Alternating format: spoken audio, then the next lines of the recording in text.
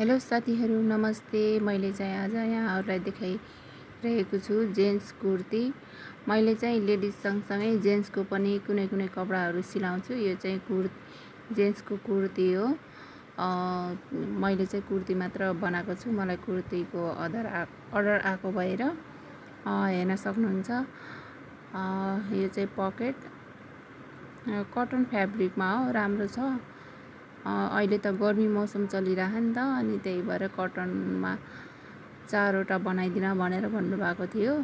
अनि उहाँको चेस्ट चाहिँ 46 हो। अनि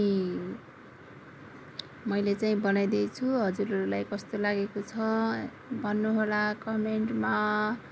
मेरो काम हेर्नु, सिलाइको भिडियो चाहिँ राख्न सकिनँ किनकि भिडियो गराउने मान्छे नभएर, अनि त्यही भएर मैले चाहिँ सिलाइसकेको भिडियो चाहिँ गराएकी छु। 4 पिस। हजुरहरूलाई कस्तो लाग्यो हेर्न सक्नुहुन्छ। Thank you so much.